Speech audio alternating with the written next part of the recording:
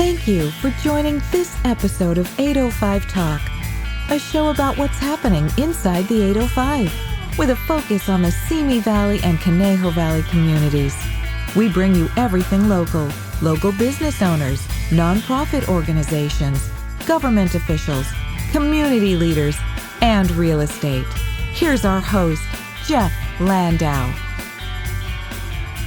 Thank you for joining me for another episode of 805 Talk, where I bring you inside the 805 and what makes up our communities. Before we speak with today's guest, Juan Ros, a financial advisor with Forum Financial, and he has a specialty in gift giving to charities, and today specifically, we're going to speak about real estate gifts to charities. We're going to have our real estate report. And today what I wanted to speak about was, as a buyer, should you get involved when there is another offer on a property? And I would say definitely yes. Just because there's an offer, it doesn't mean that you're going to pay more, or in any case, much more than you wanted to pay. For instance, if you wanted to not pay over $700,000, you could just stop at $700,000. If it goes up a little bit more, you could choose to go up a little bit. And if it escalates a lot, then you can always step away. So there's no harm in doing that. There have been times when I've been representing the seller when we didn't necessarily go with the higher offer, because there are other factors that are important to the seller other than price. It could be the relationship with the agent representing the buyer, knowing that you're going to have a qualified and motivated buyer and a really good agent at the other end to make the whole transaction smoother. That plays a factor. There could be some other terms that are important to the seller that maybe one buyer offers and the other buyer doesn't. One buyer could do something as simple as writing a letter to the seller, and letters are helpful. It makes the process more personal, other than 5 offers that could get sent in by email and the seller is just looking at a piece of paper. Sometimes these letters make a difference.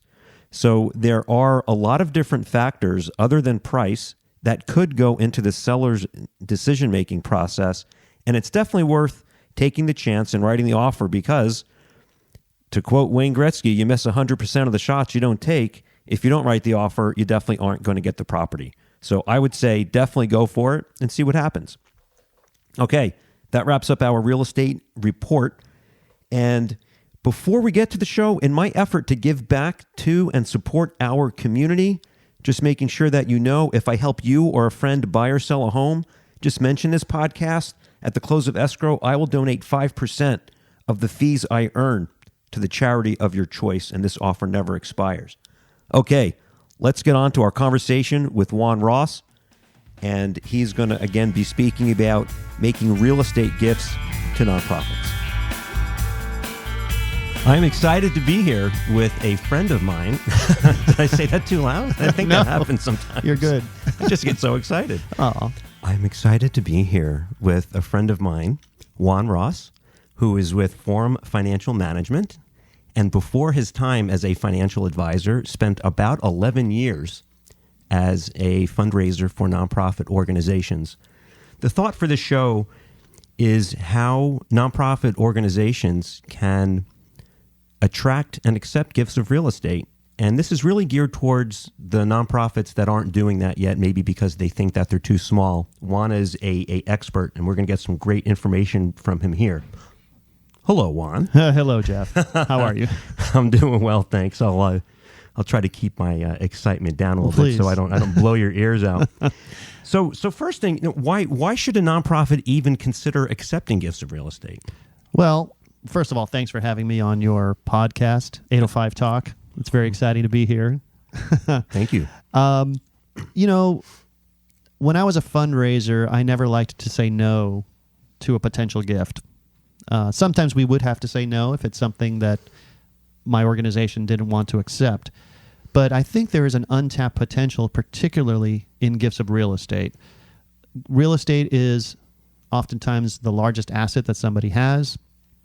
And for real estate investors, someone who has rental property in particular, they often find themselves in a situation where they have a rental property or they inherited a rental property and it's doing fine, it's generating income, but at some point either they want to divest themselves of it, they are just tired of dealing with it, or you get to a certain age and you're like, I'm done with this, but what should I do? And by that point, they've often depreciated that property down on their taxes such that if they were to sell it, there'd be a huge tax hit to them. And they could then use a philanthropic or charitable strategy to transfer that property to a charity or through a charitable vehicle, which we can talk about. We can get into those and Sure. we can get as technical as you like. But and then they can save taxes, achieve their goal of divesting themselves. In some cases, they can receive some income post-transaction after they've divested themselves of the property and get a tax deduction. It's a great potential. And then for the charity receives an asset that they can turn around and sell, and they get cash. And so I think a lot of charities might be reluctant because they don't have the in-house knowledge to vet whether or not is this potential real estate gift something that we want to accept. Are there issues with the property? There is a bit of due diligence that does need to happen on the part of the charity. They can't just say yes to everything because it could be a risky gift to them. So they want to do some due diligence, and sometimes smaller nonprofits don't have the wherewithal. Either they don't have the manpower or the capacity to just handle that. And so to those nonprofits, I would say, look for a partner that you can team up with in potentially accepting real estate gifts. And by a partner, I mean a local community foundation, which could be better equipped to accept those gifts of real estate and then can pass along the proceeds to the nonprofit, or even a donor-advised fund can do something similar where the donor makes the gift to the donor-advised fund, but then directs that that grants be made to the end charity. So there's a lot of different ways of playing it for charities who don't already accept gifts of real estate. And yeah, there are some risks to doing it, which is why I say there needs to be some due diligence. But it is an untapped asset, I believe, that's underutilized in the world of philanthropy. Do you have, I've heard a number, and I'm curious what you've heard. There's going to be a great transfer of wealth. We have the baby boomers, a big, I don't know how many million it is, but it's a big number. Right. At some point, will be dying. Yes. As much as I hate to say that, but it is true. And I've understood there's over $1 trillion worth of real estate that are going to be changing hands. Some astronomical number. Yeah. I've been hearing about this transfer of wealth since the mid-2000s, where demographically speaking, it looked like, okay, this is going to happen. And so I think it's not just real estate. There's also businesses that have to transfer from one generation to another or from one owner to another, and there's value there. Real estate investments. So there's just wealth that one way or another is going to have to transfer, and that's where philanthropic giving can really come into play.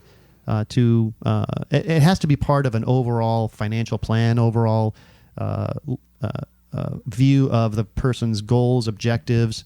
What are they trying to achieve? What's important to them, to their families? But I think charitable planning can play an important role in that transfer of wealth, and especially if there's real estate to transfer, it could really come in quite nicely to fulfill a lot of goals.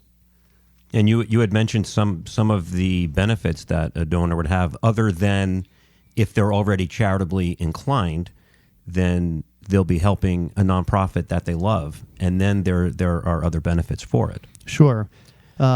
You make a good point, by the way, Jeff. I say this whenever I present about charitable giving, is that when you're making a gift and you get a benefit such as a tax deduction, it doesn't come for free. There's always going to be some kind of a trade-off.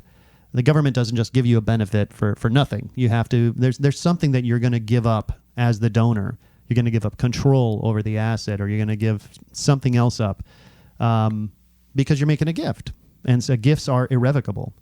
And so sometimes when I see clients and they're not charitably inclined, if they don't have that bone in them, sometimes these strategies, they're just not going to work for them because it's, they're just like, well, either there's going to be too much of a cost or I'm giving up too much control or something like that. So you do need to be charitably inclined. So let's assume that someone is. So then some of the other benefits would be, first you get in all of these cases, you'd get a charitable deduction, whether that's the full and fair market value of the piece of real estate or something less than that will depend on how it's given. If you give it outright to a charity, you just transfer title from you to the charity, yes, you get a tax deduction for the full fair market value of that property, and it requires an appraisal and all that stuff. And if you do a different type of a strategy where you're perhaps receiving an income stream, then you get a deduction that's something less than the fair market value. That's one big benefit to people, especially now under the new tax law that passed at the end of 2017, went into effect at the beginning of 18, where charitable deductions are one of the few deductions available to people in order for them to itemize their deductions. And so we can get into that if you want to. But the other benefit is what I alluded to, which is a potential income stream. So there are different charitable strategies that could generate income back to the donor. So in other words, you've given something away, but you retain some kind of an income interest, and you get an income stream for life or for a number of years. It could be pretty flexible, and that's a nice benefit as well. And then finally, if there are capital gains, if there are taxes to be paid if you were to sell the property yourself rather than giving it to charity, you get to avoid those.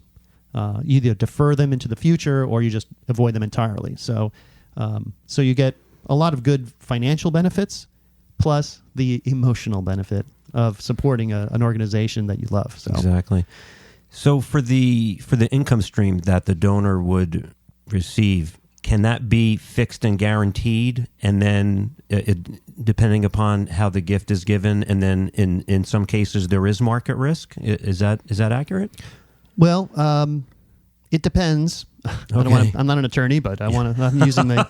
It depends on how it depends on how on how it's given. So. There is something called a charitable gift annuity that some larger nonprofits will offer, and community foundations as well. And that is an income stream that is guaranteed by the charity. So it's backed by the full assets of the organization. It's a contract between the charity and the donor to provide an income stream for life. So in essence, there is a quote-unquote guarantee to a charitable gift annuity, if that's what we're talking about. If we're talking about something else, like one strategy called using a charitable remainder trust, or a CRT, then that income stream it's not so much guaranteed, but it's basically backed by the assets in the trust. So what happens, practically speaking, is if you were to take a piece of property and put it into a charitable remainder trust, what happens is that the property gets sold inside the trust, and then it's reinvested in a portfolio of stocks and bonds, something rather prudent that won't exactly hopefully go to zero. And so that's how the income stream gets paid. And then with a charitable remainder trust that I'm talking about, income goes to the donor, or to the donor and a spouse, or it could go on to another life or a number of years after that. But the income stream will continue for a certain period of time. And then when that income stream ends, whatever's left over goes to the charity. And so the prudent thing to do is, once the property is sold, is to reinvest it in a prudent, diversified portfolio so that you have stocks and bonds that hedge against each other. And so in a sense, there is, I can never use the word guarantee, right? But it's backed by those assets. And is that where an advisor with your background brings special expertise? Well, thank you for that. But yes, sure. Certainly my background in charitable planning and having done a number of these gifts over the years really helps. And I have completed several charitable trusts since I've been with Forum Financial. And it's nice. The client gets what they want. They get to sell an asset. They get to avoid taxes. They get a deduction. They get an income stream. It's all these nice benefits. And then we've got those trusts invested in a prudent portfolio. We don't go very aggressive with those, but it also depends on the time horizon. So there's a lot of different factors that goes into how the actual charitable trust itself is invested. But I think I appreciate the plug. But yeah, sure. Okay. My background, I hope will help with that. Okay. Yeah. There are probably reasons why a smaller nonprofit, and probably medium size also, there's probably reasons why a smaller nonprofit won't even want to consider a gift of real estate. It sounded like some of the things you were saying involve some risk, that maybe the nonprofit may need to guarantee something. Can they completely, like 100% offset risk if they partner with a local community foundation? I think if the nonprofit is not on the chain of title, then yes. If there's another organization that actually accepts the property, they're basically taking on the risk. So the community foundations normally have a lot of assets. They have staff, they have infrastructure, so they can handle something like that. So I don't know that you can ever get rid of the risk entirely, but by partnering, sure, the nonprofit is basically just a recipient of funds at the end of the day, whereas the community foundation is sort of the intermediary handling the actual transaction of the gift and the acceptance of the property and then the eventual sale of the property to generate the cash.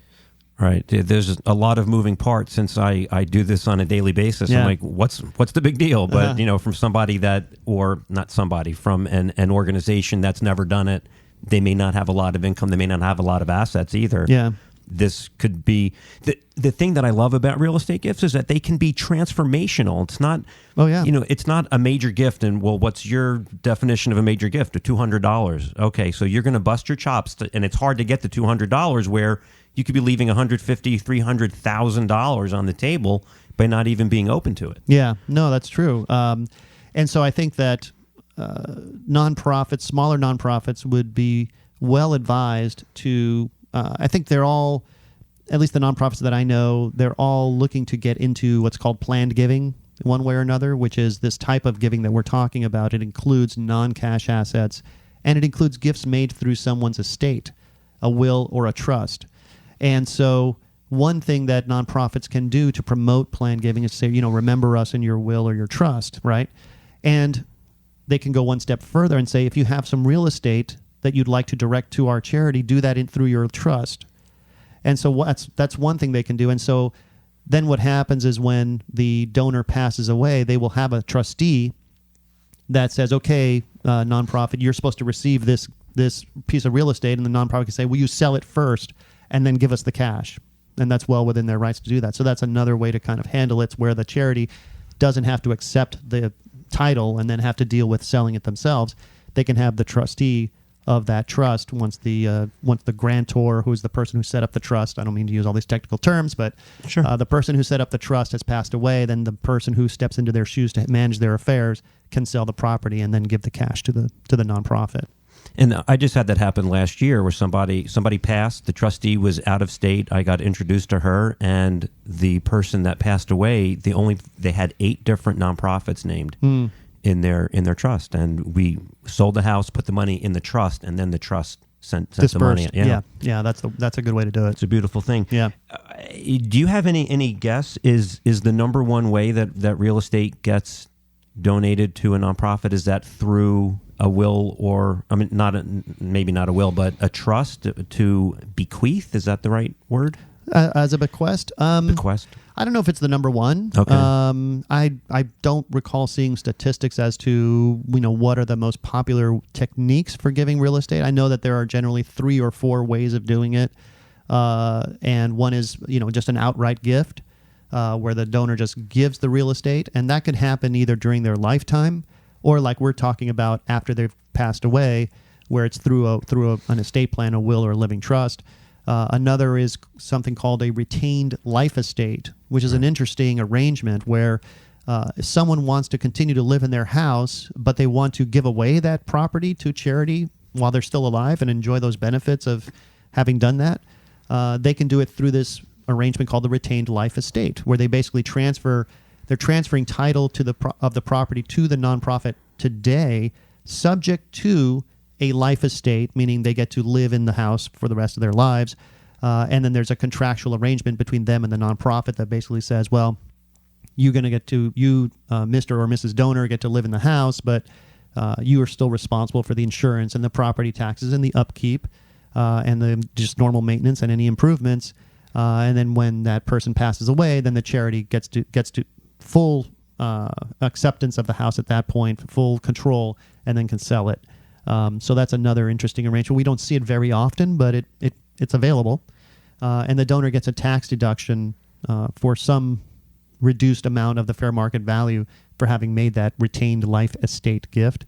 Another arrangement is something called a bargain sale, where someone sells a property to a charity. Let's say they want to make a gift and they have this property, but they need some cash. They can't part with it completely. They can enter, if the charity, now this is usually for larger charities that have assets, they can enter into a bargain sale where they sell the property to the charity for less than the fair market value.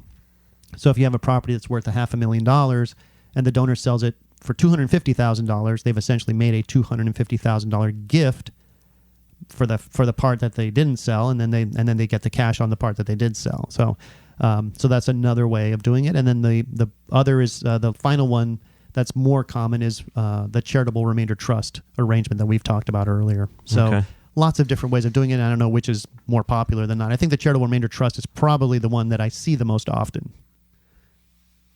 Let's assume we have a board member or a development person listening to this, and they got this far, and they say, yeah, but we're too small. We only have one development officer, and they're putting on tournaments. They're thinking about major gifts. Right. We're trying to keep the lights on and get programming done. I can't even think about planned gifts. I can't even think about accepting gifts of real estate, which I would imagine is a pretty common thought for the smaller nonprofits. How would you address that? What kind of strategy would you give them to consider moving forward and think about gifts of real estate? Well, I think, and I serve on the board of a small nonprofit, local nonprofit called Fit for the Cause. And Cindy Rakowitz. Hey, Cindy. Hey. So I'm kind of aware of that issue, and it's there's nothing wrong with that. It's a fact of life that smaller nonprofits are generally more focused on events and event fundraising, and it's sort of the natural life cycle of a nonprofit. As you grow and you gain donors and you gain assets, and your budget grows, then you can branch out into more diversified types of fundraising, which then helps your revenue long term. But back to your question, I think rather than focusing necessarily on gifts of real estate specifically for the smaller nonprofits, they should at least try and get a plan giving message out through whatever normal communication channels they already use. Usually they have an e-newsletter. Some might still have a print newsletter, I'm not sure.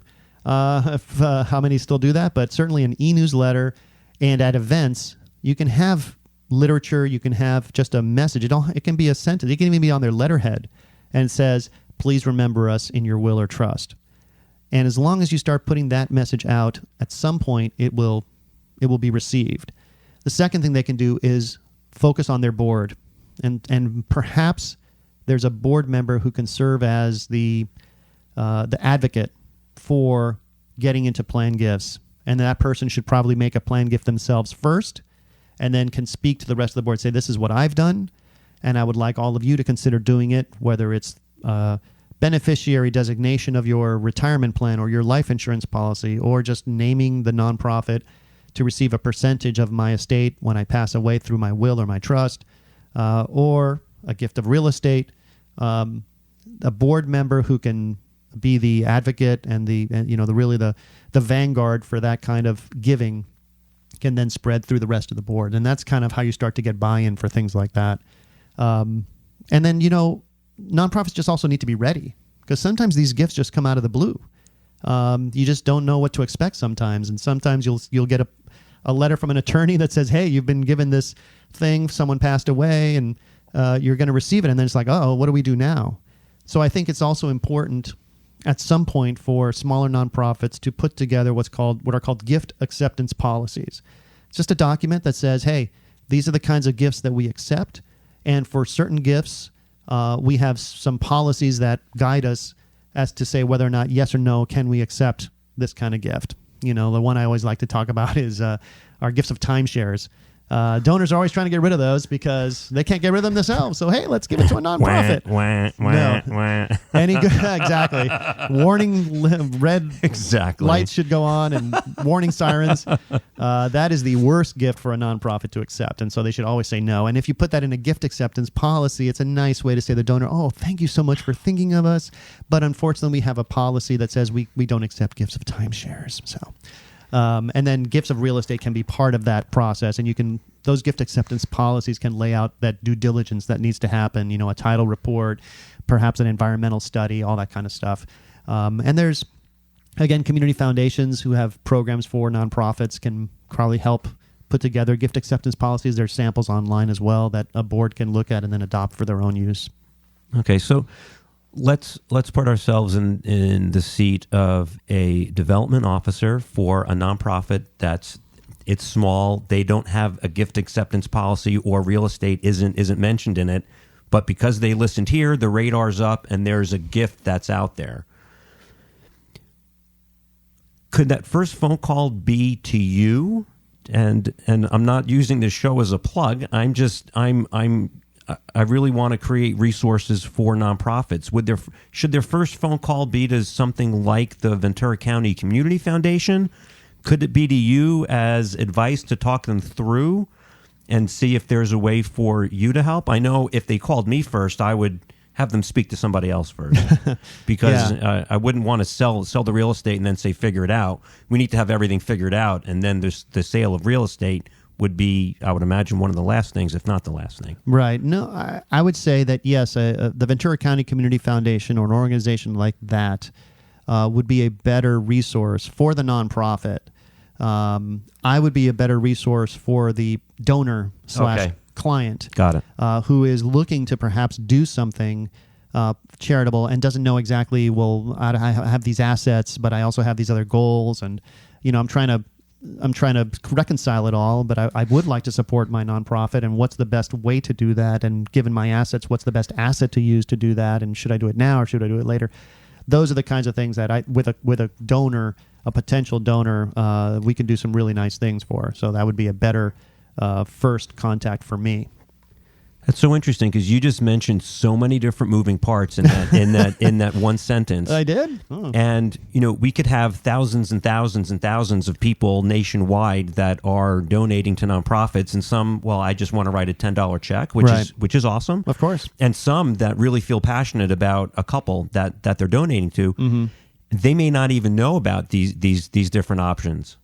So, to have I guess first we almost have to educate donors too, yes, that there are options other than the monthly donation, which is great, and the annual donation as well. Right, and the event, and all these different dinners, all these different ways of giving. And I've given talks at nonprofits to audiences of either board members or donors, explaining these new ways of giving that perhaps either they're not familiar with or they just need some more education on. So definitely I agree that donor education is really important. And if the nonprofit can, schedule a once a year event, say, hey, and then bring someone in from the outside that's a resource to talk about estate planning or to talk about planned giving or something like that, that could generate dividends in the long run. But this type of giving is a long-term play. Event fundraising is very short-term.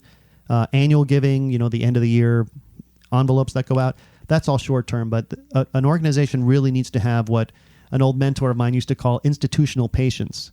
In other words, you may not see results right away, and you could be putting that planned giving message out for several years, and the board sits around and goes, what have we gotten out of this? Nothing.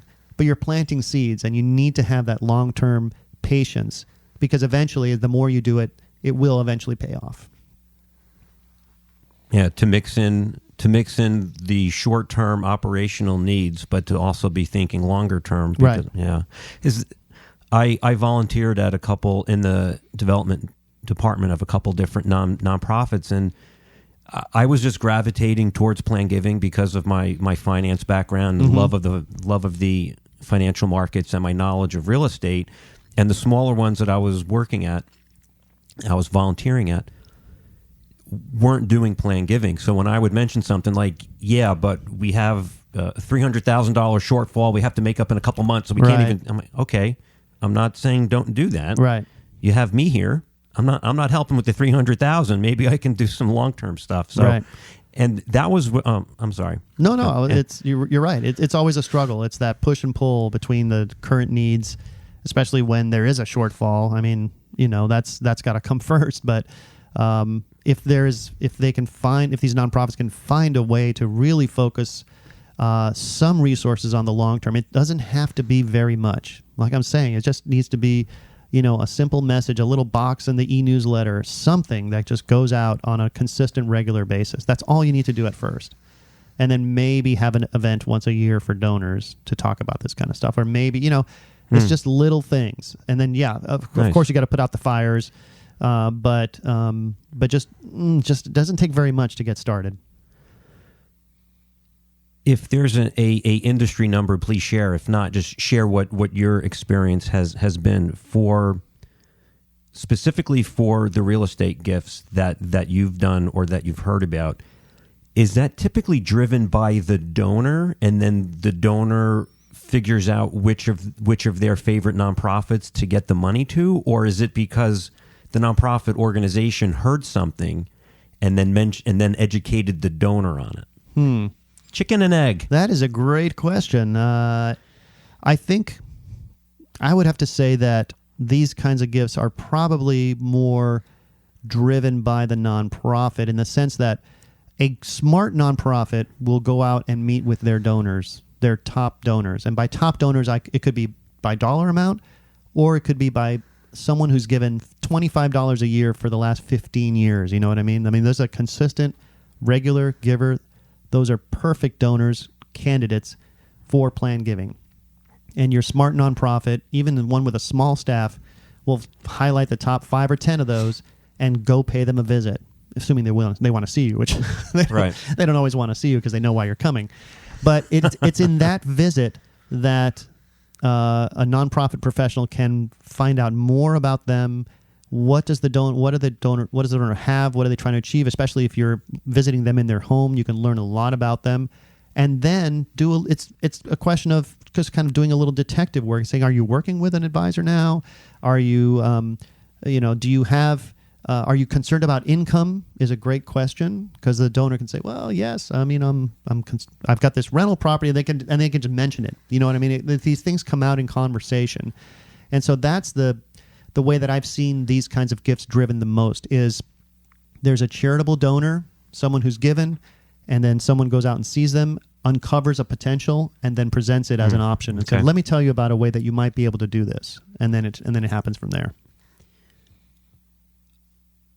I'm going to guess that the biggest objection to a gift of real estate is, what about my heirs? So would you say that almost all the gifts are, I don't know if this is going to sound weird or not, but it's what's on my mind. Or would more gifts of real estate be by people that don't have children? Or are there some strategies around taking care of the heirs? Good question. I'm not sure it's the biggest obstacle. It can be an obstacle to any type of major gift that's done through an estate. Is, well, I'm disinheriting my kids. Right.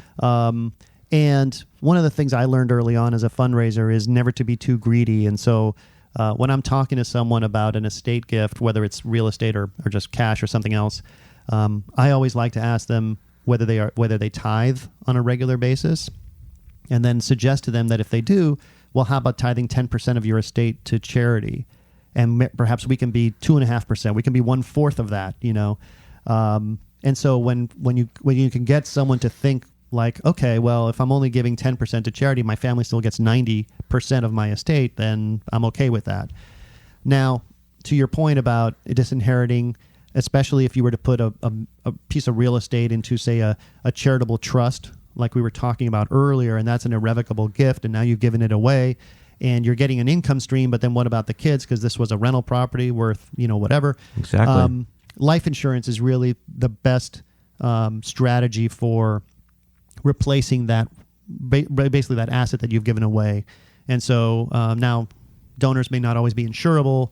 And so if they're not, then that could be an obstacle to a gift. But that's generally what you see is if they're concerned about that, but they still want to get the benefits of the gift, then you go to a life insurance professional and see if there's a life insurance product that can be used to replace that wealth. And that life insurance product would go in the trust as well?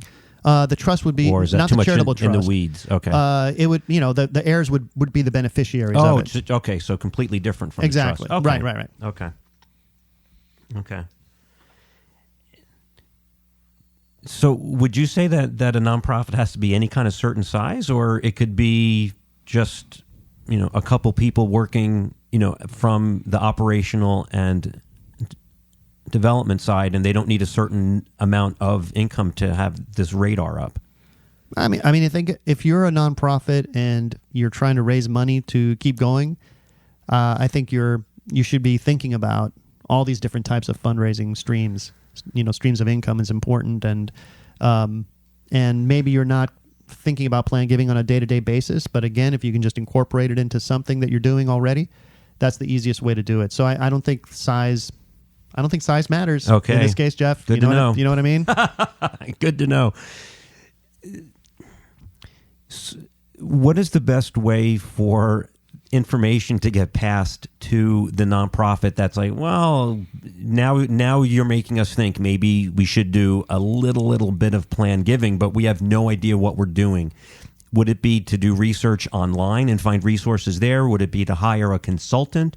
Would it be to contact a local community foundation, like either the California Community Foundation or much more local in the Ventura County Community Foundation? Well, yeah, I think I would say all of those are good options. There is an organization called the National Association of Charitable Gift Planners, and there are local chapters everywhere. And here in Southern California, there's the Los Angeles Council of Charitable Gift Planners, LACGP, and that's a trade association, a membership organization for nonprofits, mostly for nonprofits, although for-profit. I'm a for-profit member of the organization and have been for a long time. Specifically focused on plan giving education. And so they have meetings every other month, and then they have an annual conference down in Orange County. And beginners, brand new to this kind of thing, can go and be educated, and then network with other nonprofits, nonprofit professionals, specifically fundraisers in the gift planning world, and then they can develop those resources and have other people they can call if they have a question. If a situation comes up and they don't know who to contact, you can make a lot of friends and close relationships by just attending one of those meetings or one of those conferences. I'm just thinking of another challenge. I hate finding more challenges than reasons. Another challenge that a small nonprofit could have is, I know, back in 2011 when you and I had a conversation, and I actually looked at getting out of real estate into nonprofit fundraising. Was that when it was? Wow, 2011. 2011. Okay. Well, I started taking classes at UCLA in 2012. Okay. I heard a industry number that the average development officer, not the average one, a development officer on average, yes, changes organizations every 18 months. Is that a number that you've heard, or I've heard 2 to 3 years? Okay. Okay. I don't know if it's come down from there, but yeah, I mean, is that so? Let's just say it's 2 to 3 years. Is that yet another challenge for a nonprofit, or is it okay? They're going to leave, and we need to have these policies in place, and we just need to have the person that we hire understand what our policies are, and they have to get their education up if they don't have any plan giving knowledge. I mean, I think, obviously you don't want to hire someone with the idea that, they're going to leave me in 18 months to 3 years, but the nonprofit, I mean, all of the things we've been talking about should be structurally foundational within the nonprofit, and perhaps the board of directors may be leading the charge on the gift acceptance policies and those kinds of things. It does hurt a nonprofit when someone comes in as a development officer, develops relationships with donors, and then leaves, and then you have to have someone else new come in to redevelop those relationships. The good news is that ultimately the donor has the relationship with the charity, with the nonprofit. It's not really, yes, there is a relationship with the staff person if they've gone out and met with them and raised, maybe brought in a gift or two. So yeah, that could be a challenge, but I think donors are tied to the organization and the organization's mission more than they are to any one person. So it can be problematic. You have to rehire, you have to retrain, and then they have to go out and meet the same people again and all of that. But ultimately, if the nonprofit can look past that and, yeah, while the professional is there, get these things in place, and then they've got that already, then they're in much better shape. Okay. If you could take yourself into the shoes of when you were a plan giving officer making a visit to a donor, yes, what are some things that the officer could be thinking about, or I'm sorry, listening for, that are flags like, oh, there could be an opportunity here, there could be an opportunity there? Oh yeah, I mean, there's so much that someone can reveal Awesome. in a Awesome. visit. Yeah. When I would go to a visit, I had a practice of preparing 3, maybe 4 at the most questions that I would want to ask at some point during the visit. And I would just memorize those and just know that hopefully at some point I can remember to drop those into conversation so it doesn't seem forced. But I would have these questions, and the questions would be something that I didn't know about the donor. If I've never visited them before, I mean, we usually would have some information. We knew where they lived. We knew their history of giving, But there would be some basic questions about why did you start giving to us? Another one I like to ask was, where do we rank in your list of favorite charities? Are we in the top 3? And then you get a sense of where you are, or like the question I brought up earlier, which is, are you concerned about income for yourself or for your family? So I would have these questions mapped out, and then I would also define for myself a best possible outcome for the visit, for each visit, each one, no matter, without fail, a best possible outcome and a minimum acceptable outcome. So I had goals. So I knew if the visit was a complete failure, if I at least met my minimum acceptable outcome, I'll be like, okay, well, at least I did something that I intended to do, whether that was, agree to schedule another visit in the future. That could be a minimum acceptable outcome. And the best possible outcome could be, I learned key information that will lead me to suggest a gift, or something like that.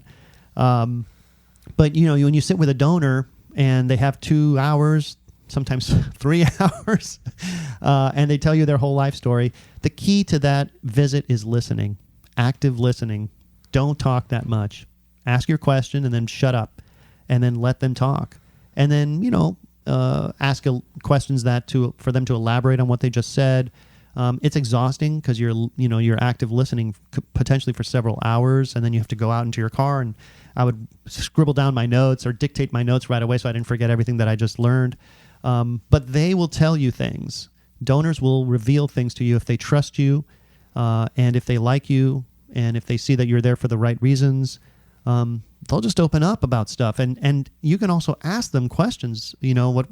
I teach a class once a year for a plan giving. Actually, this is another good educational opportunity. Is there's a plan giving designation, a professional designation called the Certified Specialist in Plan Giving, CSPG. It's taught down at Cal State Long Beach, and I teach one of 6 modules in that program.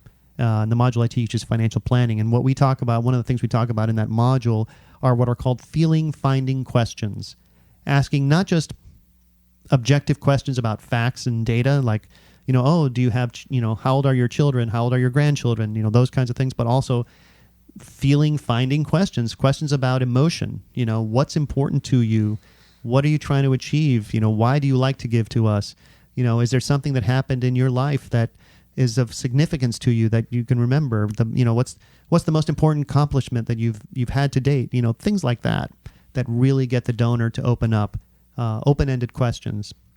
And you'll just get that information. They'll download to you something that will trigger something that says, and sometimes it's just a bequest. Say, you can get through that whole visit, and at the end of it, you say, you've been very generous with our organization for so many years. Have you ever considered including us in your estate plan? And then that's you're asking, have you ever considered? You're not asking them to actually do it. And so the answer could be, yes, I've considered it. In which case you say, great. Well, how far have you gotten? Or if they say, no, I haven't thought about it, say, great. Would you like some more information? I mean, it's asking it that way, the way you phrase a question, really opens up the conversation to lead to giving. But it takes a lot of practice and experience, to get to that point. And that's such an awesome question, because somebody may earnestly have no idea that that's even possible. They just think, right, I have a trust. First of all, somebody hopefully has a trust, because so many people don't. Right. And then they think, well, it's just for X. I have to plan for different things, and maybe they don't know that they can even do this bequest to a nonprofit. Right. I have two of my favorite questions that I would ask donors. That one is, have you ever considered blank? And the other way to phrase something similar would be, would it make sense for blank? Would it make sense for us to talk about a gift through your estate? Or would it make sense for us to talk about something you can do with this piece of rental property? Or how that can happen. Right. So when you say, would How it make to. sense? It's a yes or no question. Either yes, it makes sense, or no, it doesn't make sense. But you're not asking directly. So it's not a question that will put them at a discomfort, because you're not asking them, will you do something? It's like, well, would it make sense for us to? Yeah, it makes sense. Okay, great. So it's just a different turn of the phrase that is really very donor friendly, I find. I'm thinking of another donor friendly along that line. Would you be opposed to discussing? Oh, there you go. There you go. Okay. Although that one might be, using the word opposed could have a little negative to it. So, maybe. As long as some of the training that I'm getting is to make it easy for somebody to say no. Oh. So that way, if they say yes, Look at that. Then as the person asking the question, you don't have to be, I really don't want to say that. What are they going to think of me? You just gave them the chance to say, no, I don't want to talk about it. And they said, yeah, let's talk about it. So, okay, great. Well, I just remember I had a dinner once with a donor when I was working at ALS. I flew up to the Bay Area. This guy had been giving gifts of, I'm trying to remember, I think it was about $100,000 a year. Ooh. And people would call him and he would never respond or whatever. Somehow I got him. I think I might have written him a letter or something and said I was coming up there and really wanted to see him, and he responded. And so we agreed to have dinner. And so we had this very nice dinner. He picked the place, and I remember it was, just really fancy. And towards the end of the dinner, he's telling me his whole story. And at the end, I said exactly kind of use the words that I just used a little while ago, which is, you've been giving to us for so long and so generous. Have you ever considered including us in your estate plan? And he looks at me, he goes, I've been waiting for someone to ask me that.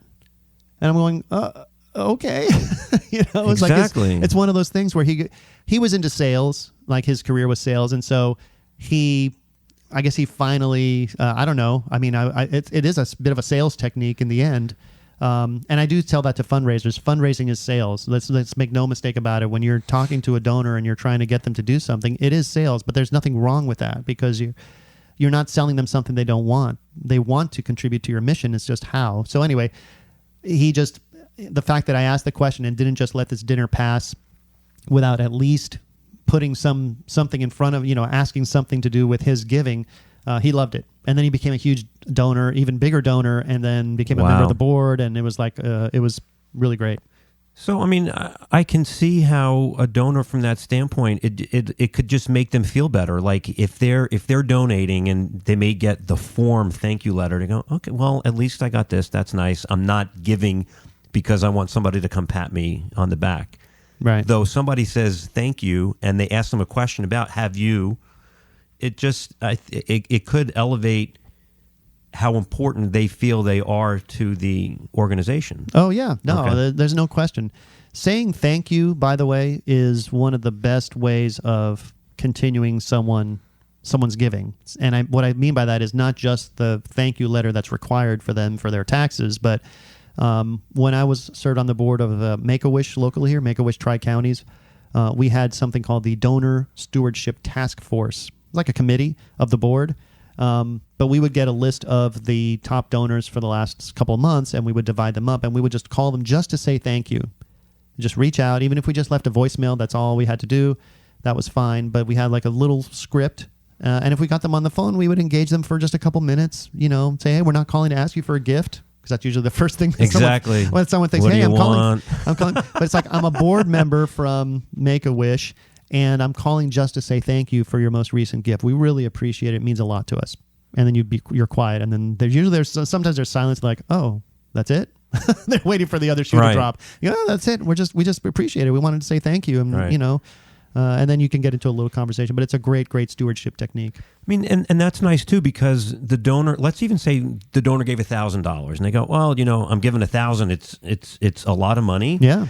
Though, I know that there's. As the donor, I'm thinking there's a lot of people that are giving a lot more. So, I give, but it probably, I don't know how much of a difference it makes. And then to get a phone call thanking them. Right. At a minimum, it's very courteous. Sure. Thank you for giving. And from a board member is even, it's not that something's wrong with if a staff person calls, that's perfect, totally appropriate too. But having a board member call, that's even nicer. Mm-hmm. These are volunteers too, and they appreciated what I did, and it's just nice to get that gratitude is nice. It pays dividends. Have you, going back to the real estate side, because you and I could probably sit here for like 8 hours, right, and just make a really long show. You mean we haven't been yet? It certainly feels like it's been 5 minutes. Would a income property or a rental property, is that a more common gift, or is that, it is? Okay. Yeah, I think so. Juan is shaking his head. Yes, let the record show that on radio I am shaking my head. I think so. I mean, I don't know that I have any stats for it, but certainly in my experience and from what I've heard in the the plan giving world, those, because they're not your primary home, and oftentimes the donors rely on that income. And kind of going back to the very beginning of our talk, where we talked about someone who just wants to divest themselves of rental property for whatever reason. They don't want to do a 1031 exchange anymore. It's like, okay, enough. I have a situation now where there's a couple and one spouse is the other spouse's caregiver, and they have rental property, and I'm trying to talk to them about possibly doing a charitable remainder trust, because it's the one spouse doesn't have time really to manage the property anymore if they're caring for their spouse. So that's typically what we see, and then again, a charitable remainder trust is a great vehicle for that, because you get to avoid the tax, you get to retain an income stream, and you get a deduction, and then you're helping a nonprofit all at the same time. It's a great vehicle. And that income is purely passive. I mean, somebody could say a rental property is passive income from the standpoint you're not going to work for 8 hours a day to earn it. Though being a rental property owner, yeah, I could have 10 months of it being passive, and then the phone rings and it becomes less passive. Yeah, of course. I mean, you have to do something. There's always upkeep. There's dealing with the tenants. There's vacancies. There's you can hire a management company, I guess, to do some of that. But then you still have to manage the management company to some extent, I suppose. So yeah, there's real estate's a great asset, especially here in California. It's unbelievable. But sometimes unloading the real estate is what's needed to be done. So, and if someone is charitably inclined, there are ways to do that are very financially and tax savvy. So let's work backwards from the rental property. What would be a reason that somebody would not want? So somebody's in 60s, 70s, 80s. They've had the rental property for a while, maybe even paid it off. Maybe, yeah. Okay. They've probably depreciated it over time to zero or very, very low. Yes. What would be a reason for them not? And they've made the decision that they want to make a big gift to one of their favorite charities. What would be a reason that would be a negative to them to consider or that rental property that I just mentioned? For the charity to consider? No, for them to not the charity. For the donor to not give it away? Right. I mean, well, first of all, they have to be charitably inclined. So if they're not, then it's not even gonna be something on their mind. But it's hard. Maybe the heirs would be one thing. I mean, that's that's what I was thinking is if they can't qualify for life insurance, and then so the heirs wouldn't get that asset. Right. Okay.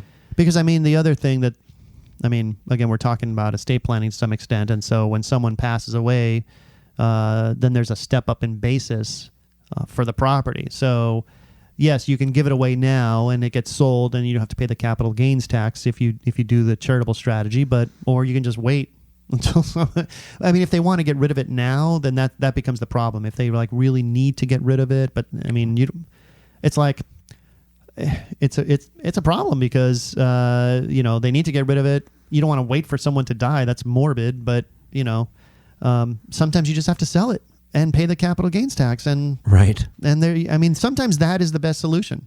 The easiest is best, and you just take your hit and you move on, and you reinvest the proceeds, or you can make a gift of a part of the cash afterwards to kind of help offset the tax. It's not going to be a 100% offset, but sometimes maybe that's just what you do. It has to be in the context of an overall. I look at things. I'm a certified financial planner, so I look at things from a sort of a holistic viewpoint, and I have to look at kind of everything that someone has, their entire net worth, their asset picture, and I have to know what they're trying to achieve. I need to know what their goals and objectives are, short-term and long-term. So sometimes in doing that kind of an analysis, you say, you know what, you're just better off selling it and paying the tax. And that's it. So as an advisor, do you ever, after getting, all of your intake,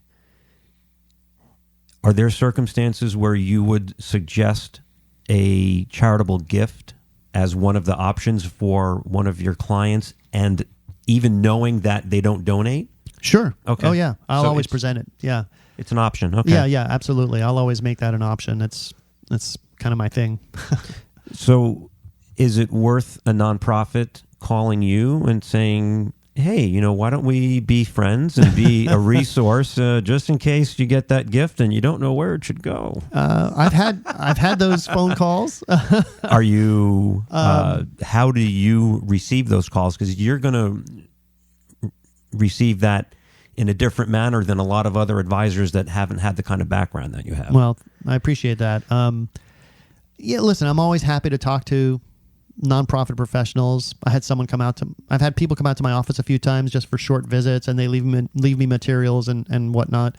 The difficulty is that if I have a client who is charitably inclined, they usually have a nonprofit or at least a cause. I mean, if they don't specifically have an organization in mind, then maybe I can steer them in a certain direction. But usually they do. They'll know, I've given to, I really like, animal rescue organizations, and I give to X, Y, and Z. Okay. I mean, there's not much that I can do usually to sway that conversation. So that's the challenge there is for, I'm happy to develop relationships with, nonprofit professionals. And they can always connect with me on LinkedIn or what have you. But ultimately I don't know that it's the best use of their time to be meeting with me versus meeting with their donors. Love that. And which is why I was asking, in case somebody's thinking that. Now, there's an answer from somebody that has been in the trenches. Yeah. Awesome. Yeah. Anything that stands out that would have been a really good question that I just did not ask especially thinking from the nonprofits side about accepting gifts of real estate? I would just say to the nonprofits to be open to it if they're not already. You don't have to do a whole lot. Again, like we talked about early on, partnering with a donor-advised fund or a community foundation that has the resources that you need is a great solution. And if you're too small that you're not thinking about plan giving, I would just say at least put some kind of a message in your communications to donors, and let that be enough for now. But gifts of real estate are like, again, they're just underutilized. And if the right situation comes along, I would say you have resources out there that can help you accept those gifts if they come along. Nice. And sometimes they just will. So just be open to it and see what happens. There you go. Thank you. So if somebody wants to get in touch with Juan Ros, how would they do that? Well, they can reach me at Forum Financial Management. Our office is in Thousand Oaks. Our number is 805-494-3416. They can reach me via email. My email address is JROS as in Sam at forumfin, F-I-N, short for financial.com, or on LinkedIn, connecting with me that way. They can just look up my name, Juan Ros, with one S.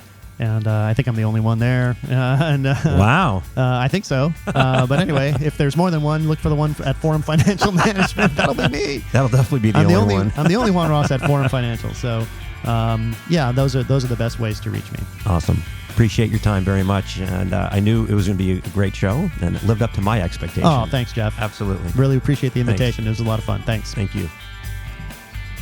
Well, thank you for listening to another episode of 805 Talk with me, Jeff Landau. For more information on our guest, Juan Ros, please, you can call him at 805-494-3416. And I'd really appreciate if you could leave a rating and a review for the show. If you really liked it, I would love for you to give props out to Juan. He is so knowledgeable, not only about financial advising, about gift giving to charities. If you'd like to be notified of when future shows are available, you can hit the subscribe button If you found us through our website at 805talk.com, you can likely find us on your favorite listening platforms, including iTunes, Google Play, Stitcher, Spotify, and others. And you can reach me with any questions about real estate at 805-341-0398 or at my website, jefflandauhomes.com. Thank you for listening. Thank you for listening to my daddy's podcast.